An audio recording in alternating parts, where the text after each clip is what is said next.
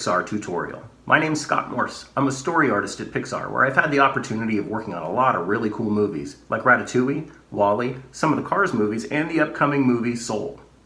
Today I'm at home, probably like you, and I thought I'd work off some of my extra energy by doing some sketching. And I thought I'd sketch an old buddy, Lightning McQueen. Now, when I start to sketch, I like to do as much research as I can ahead of time, and these Cars characters can be a little tricky.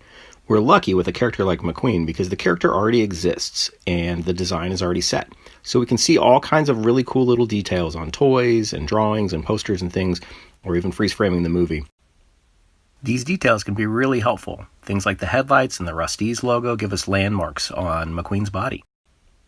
Now, the tools we're going to use are just basic tools you probably already have around your own house. A regular old pencil, 8.5 by 11 paper you can steal off your printer, and we're just going to work with really basic shapes. We're going to work rough.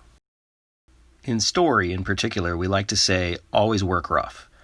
And that doesn't necessarily mean scribbly. It means think rough. It means think in rough shapes, just really basic things like squares, circles, rectangles, triangles. Think about where light might exist in your world as you're constructing your character so that you can cast shadows.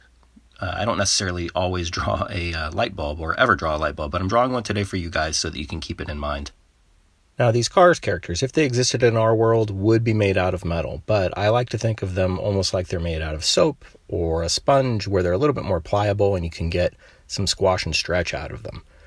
And again, we're just working with simple geometry. Simple, we're going to find a through line. We're stacking boxes. We're just stacking a box on top of a box. And we're starting to look for the landmarks on McQueen's body where his wheel wells might land. We're going to kick out that front end a little bit more.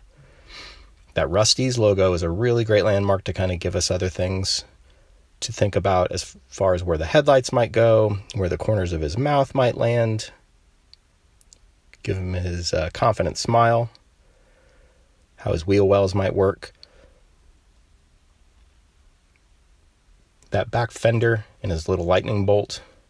Just really simple shapes like rectangles, circles, squares, triangles on those windows. And find that center line for his eye. His eyelid actually acts almost like a lightning bolt or a letter Z itself. It's not a swoop. It's more of a straight line and another straight line with a little jagged bit in the middle. And one eye never crosses that center line.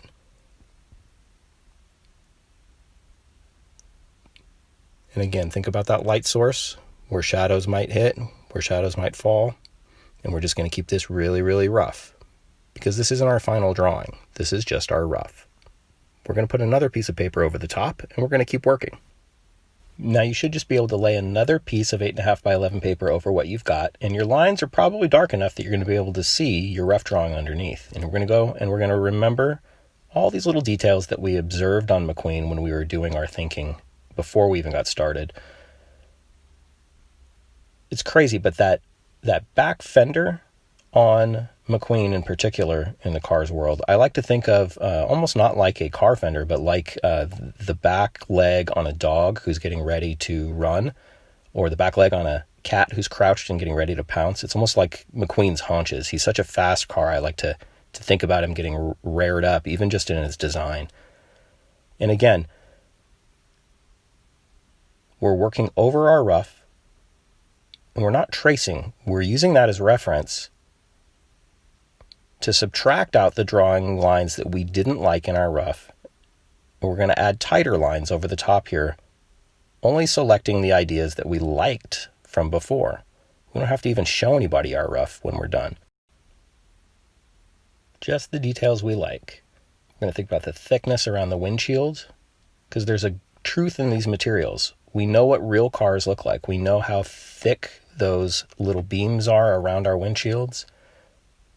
And that helps add a little bit of reality to these crazy characters that we've created for these car stories. The life for these characters is definitely in their eyes, so I like to make their pupils nice and dark. Find all the little details like his spoiler in the back.